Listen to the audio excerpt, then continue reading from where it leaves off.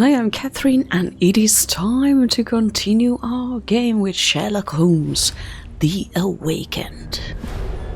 Chapter 7, The Book from Beyond. London.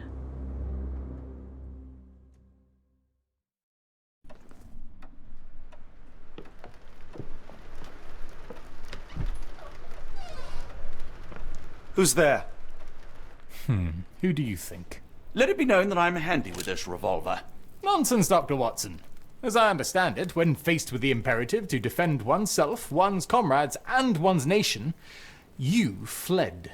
Wow. Aren't you going to introduce us, Sherlock? Watson, meet my brother Mycroft, the Queen's best boy. This is a grim augury indeed, for wherever Mycroft travels, tedium surely follows. In contrast, of course, to Sherlock, a man whose obsessive pursuit of the trivial tears through the most carefully laid plans like a hurricane. Do you have any idea what you have disrupted? Your ego is inflated as much as your waistband. What word comes to mind? You work for the government? International trade is a delicate beast. Your antics and Edelweiss have jeopardized one of the Crown's richest relationships. Oh dear. As rich as all the butter you've been slathering on your bread? We need your help. What? There is evil afoot. Strangeness and savagery like I have never seen. Something otherworldly festering in the dark beyond our reach. We have seen things that defy explanation. Mystic forces, magic. You must help us. It's true. The British government does not invest its resources in the insane or intoxicated. Pull yourself together. He's I know so rude. Men like you grease palms, whisper in ears, start wars, and you send men like me to die in them. Damn right. You and the rest of your corpulent cronies. Aha! Corpulent, that was it. Interesting, Sherlock, that as you again drift away from sanity, you find yourself another John. All right, so the choice is made. I beg your pardon? There is only us. We cannot run from this problem. I shall take the book and Davy's cryptic message to Barnes. See what he makes of it. Oh no.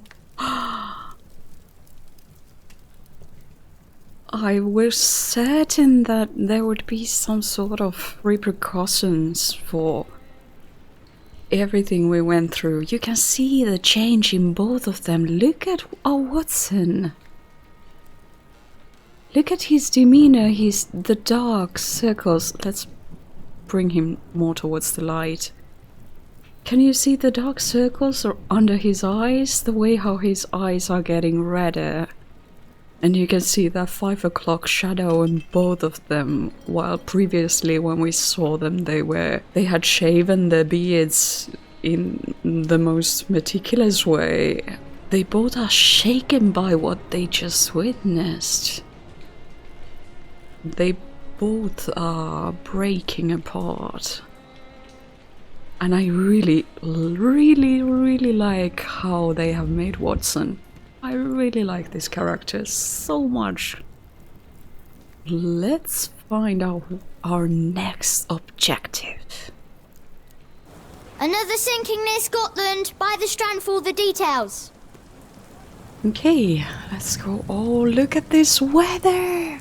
I love this rain. Get the Strand, get the true facts. We're gonna do that, yes. Cool. Thank you, sir. Okay. Let's read it.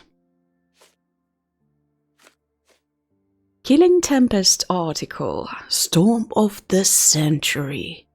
The Tempest, which many already call the Storm of the Century, has been raging west of Lochaber's coastline over the past fortnight. Officials are alarmed by signs of the storm's intensification. The storm is taking a toll on shipping and seamen's lives, with 34 ships reported lost. That's so many ships. Even as this article goes to press, hundreds of lives hang in the balance, with seamen struggling against the elements. Sadly, the Royal Navy Rescue is forbidden to launch any search parties due to the dangerous conditions. Her Majesty Queen Victoria held an emergency meeting with her ministers about the crisis along our coast, and it was learned that similar phenomena of lower importance are occurring around the world. That's interesting. In other news, a French thief with the initials AL is toying with Scotland Yard. So looping is toying with Scotland Yard.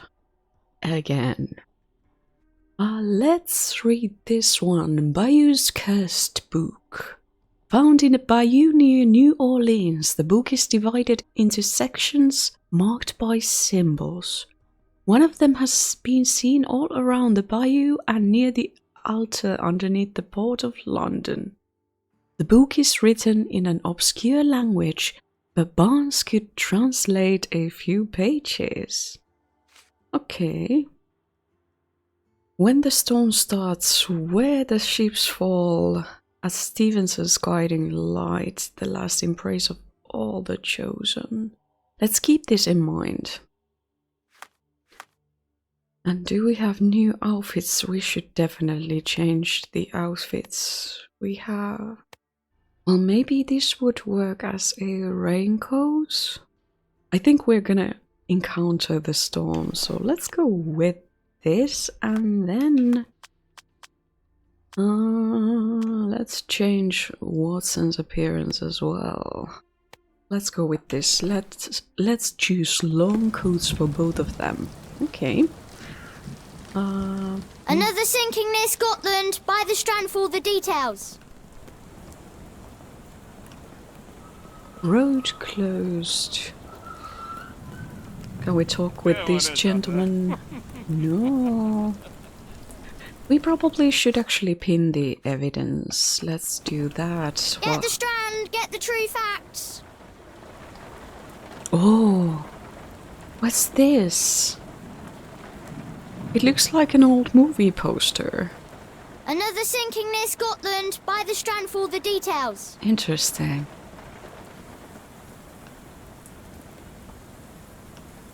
Now, what is this place? Oh, Arthur Conan Doyle's statue! That's so cool! Great! What a wonderful little detail in this world. We are traversing... Was it here? Barnes' bookshop. What does this sign say?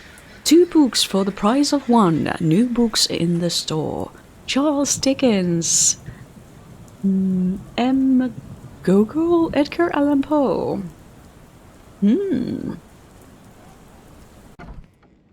Famous names. Hello. It has been a while, Barnes.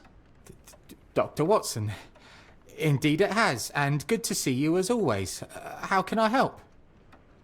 Oh, I'm gonna start with this.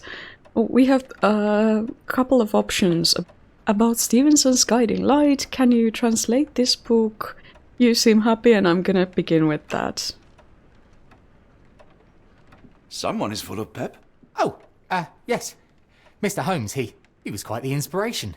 Last time you were in town, he offered me some stirring advice, which I have since acted upon. Yeah! Holmes is nothing if not provocative.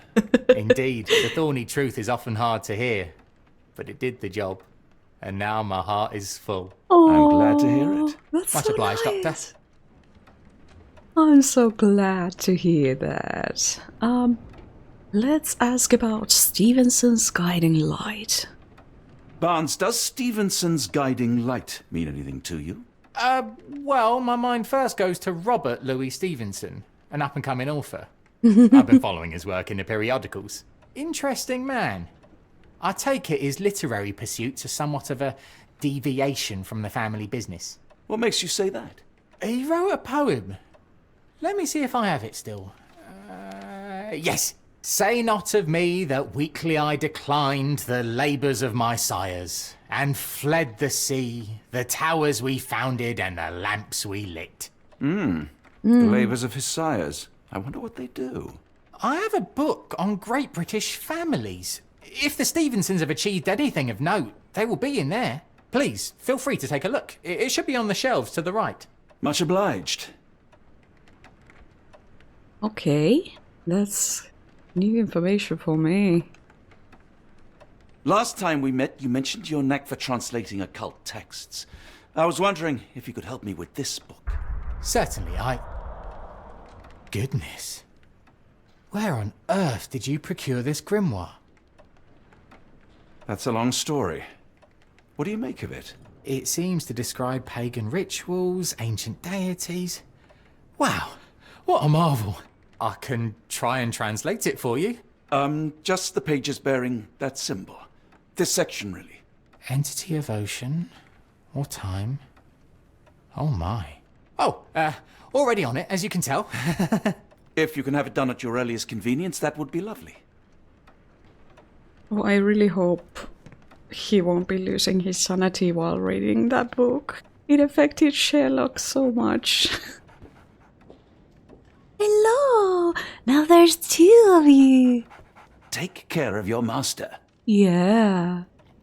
I wonder if the other one belonged to the lady who sold the flowers. Oh, that's so nice. Okay, we were supposed to find a book. Let's do that.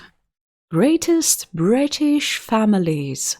This volume gathers facts, stories, and gossip about the members and successes of great British families.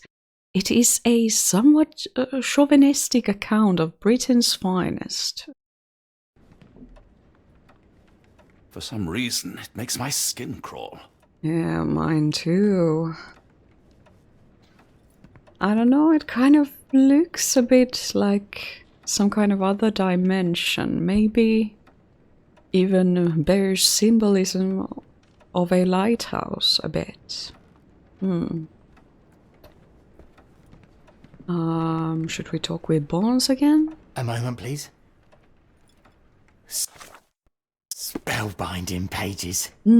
Sorry, didn't mean to disrupt his words. Barnes's first look at the book. According to Barnes, the book likely contains descriptions of pagan deities and rituals for worshipping them. The section in need of translation seems to refer to an entity of ocean or time. Barnes looks genuinely impressed and thrilled.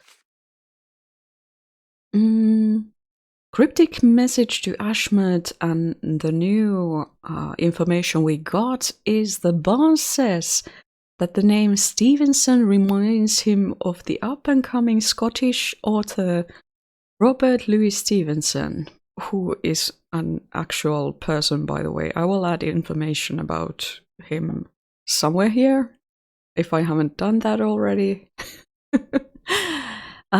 He veered away from his family's non-literary vocation as suggested in one of his poems. Say not of me that weakly I declined the labours of my sires, and fled the sea, the towers we founded and the lamps we lit. Barnes recommends a book on great families which can be found on the shelves to his right. Nearly done, Doctor.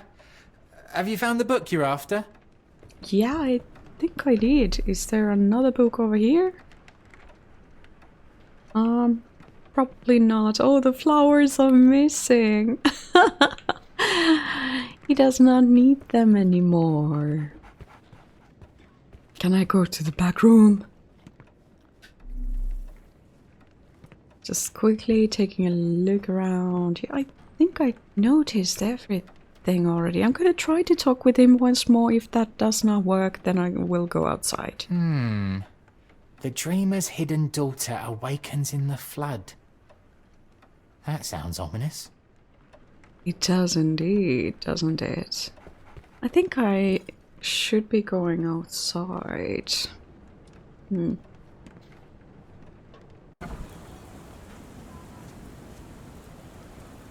Oh, let's go here. We can go inside.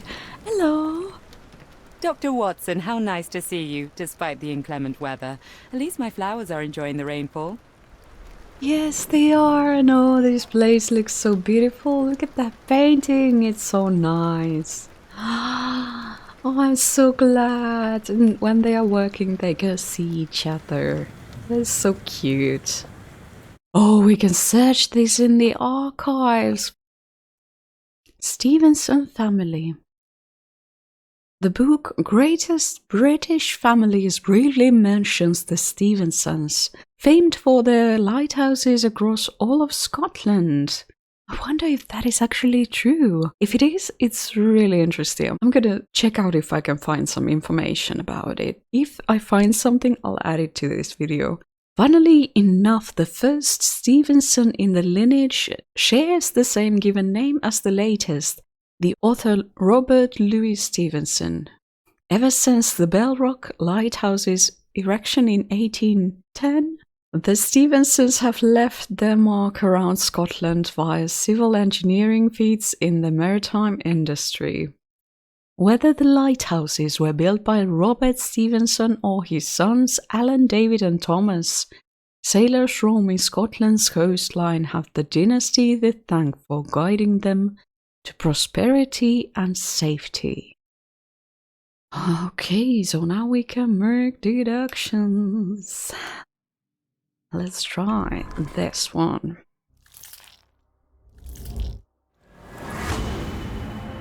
A gathering at a Stevenson-built lighthouse something something. A cryptic message to Ashmont. The message mentions a place where the cult plans to gather. A lighthouse built by the Stevensons west of Lochaber, Scotland. Okay, that's interesting. Let's now try to talk with Bones. Got any coastal maps? Say, do you possess coastal maps of Scotland? Indeed. Have you figured out what the Stevensons are known for? Feats of lighthouse engineering. You have my thanks for the book. My pleasure, Doctor. Do you need any particular part of the coast? Lochaber, west coast. Right then, I'll unroll it on the desk. All yours. In the meantime, I will attend to my translation. Oh, Much appreciated. No. Are we gonna have to find it again based on some coordinates or something?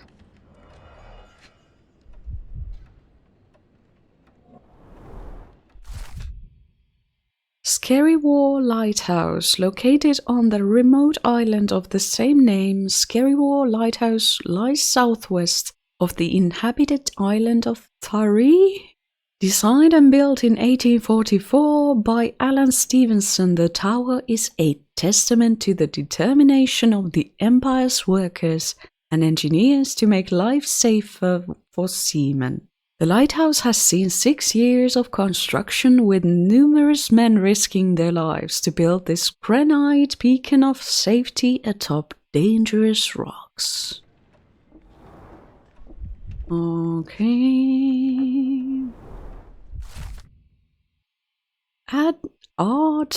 Ardnamurchan Lighthouse.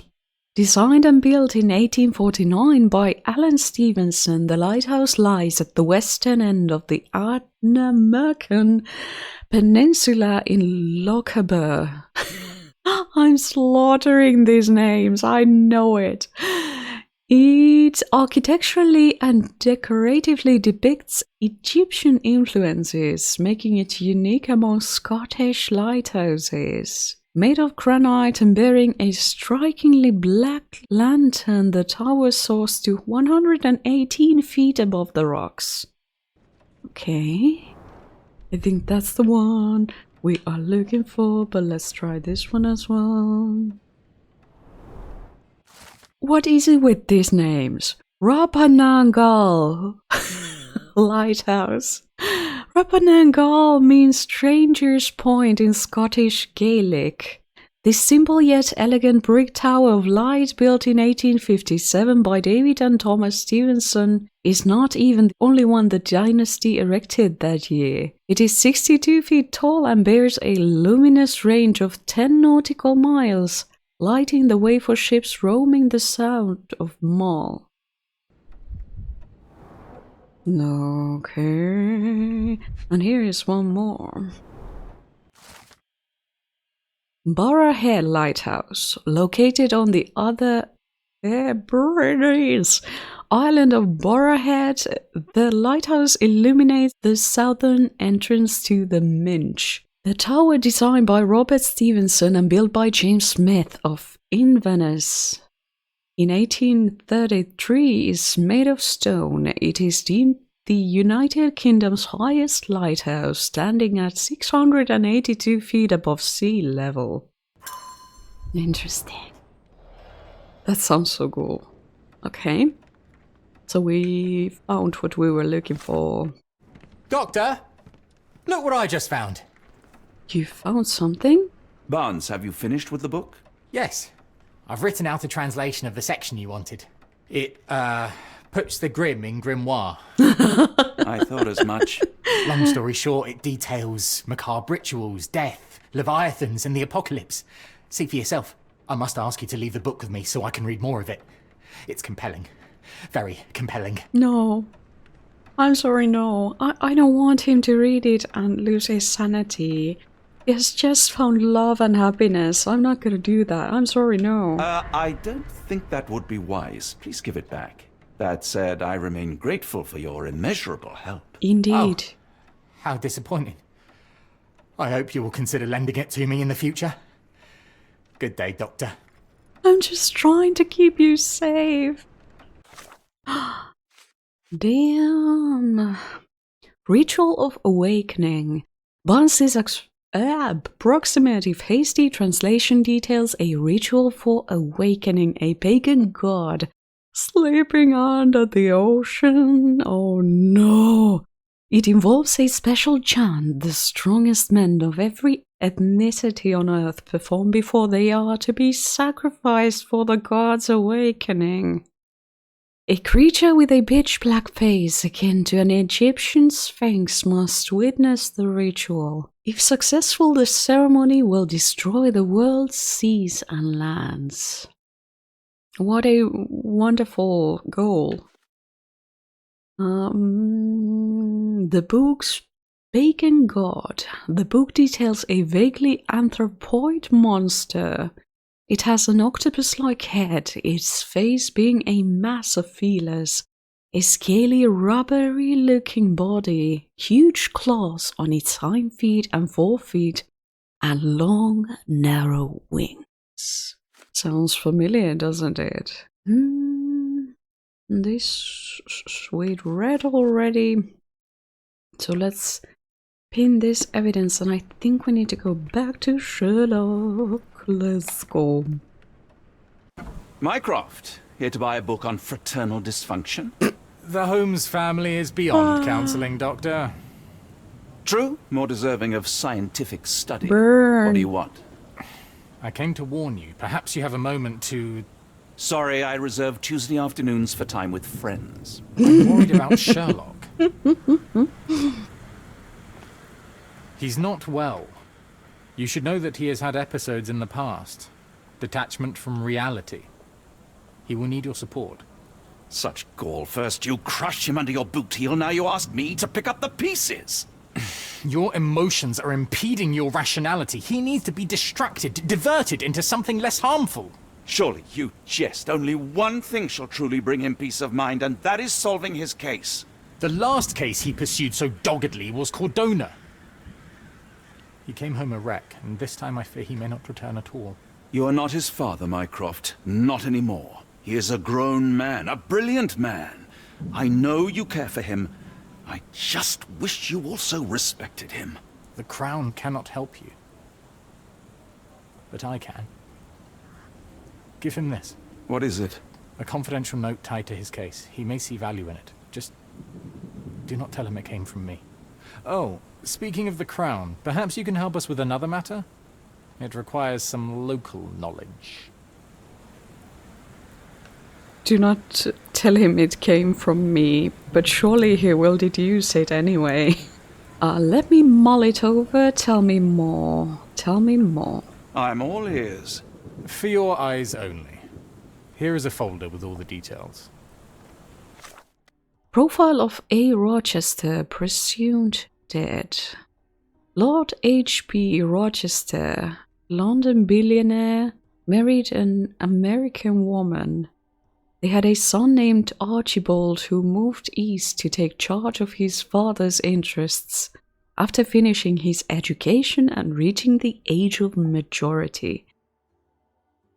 Archibald held many jewel mines in Australia and holdings in England. His wealth in gems rose immensely. In 1875, he boarded a ship to England. A storm sunk his ship. No crew members survived, and neither Archibald's body nor his gems were ever found. His father, Lord H.B. Rochester, died shortly thereafter, with Lady Rochester moving to Boston and subsequently passing away. Several of the documented Rochester gems have recently resurfaced and been connected to Louisianian banks and the Black Edelweiss, among other locations.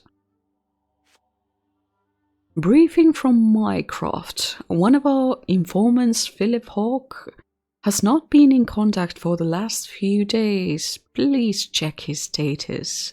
He was working on an investigation close to his lodgings. Hawke is disabled and his home is next to one of your client's houses, Captain Stanek. Report to me after you have visited. I'll be in the bookshop. Well, let's bin this evidence and quickly visit our Mind Palace. Maybe we can now solve this. Who is the cult leader and what is their goal? Could this be the one? Yes. He plans a ride at Adna Merchant Lighthouse, maybe? The cult's plan. Archibald Rochester is alive and leading a cult. He aims to conduct a monstrous ritual at Adna Merchant Lighthouse. By implication, the sacrifice of all the abductees of diverse ethnicities. Let's go and visit Sherlock first. Maybe I'm doing this in the wrong order. Oh, it's so nice to be inside after that storm and rain. I know everything. Holmes, I have the translation. But Barnes was affected by the book. Holmes? Watson? Did you hear me? Barnes was behaving oddly, but I was able to retrieve the book and his preliminary translation. I think we have a lead. Sherlock, what is it? I find myself burdened. It will come as no surprise that I tend towards obsession. Indeed, obsession oft grants me the insights that have become my stock in trade, my greatest asset. Yet I cannot deny this nature proves as much a hindrance as a boon. It has cost me friends, colleagues, brothers. And despite my obsession, as I contend with the matter at hand, no closer to understanding than when we began, I must conclude that I am of no worth at all. Without an answer, what use is the question? Sherlock, this is no time for despair. The book is real. Those men went mad. John, I fear that I am as mad as the rest of them. Oh, poor Sherlock. And part of those sentences he said sounded like sentences one would think when they have depression. I mean, those are very common with depression. You're useless, you're worthless. Oh, reply options are you are mad, you are not mad. I don't like the word mad in general, but I'm gonna choose this option. I bore witness to the same events that you did. I saw with my own eyes the inexplicable, the ghastly, and the unnatural. I can attest to their occurrence. So take heart, for it was as real as you or I, and thus we must persist. Lives hang in the balance. If you cannot see your worth, then trust in me, for I see it. And I know of no other man capable of putting this matter right. Thank you, John. Would that I possessed even half your courage. Pray tell, where does our journey end? Ardnamurchan, Scotland. Let's depart for Scotland. I love how Watson gave encouragement to Sherlock. Those are the kind of words we need in times of trouble when we are walking in the dark. Well, shall we be off? Yes, of course. You can apprise me of your actions while we pack.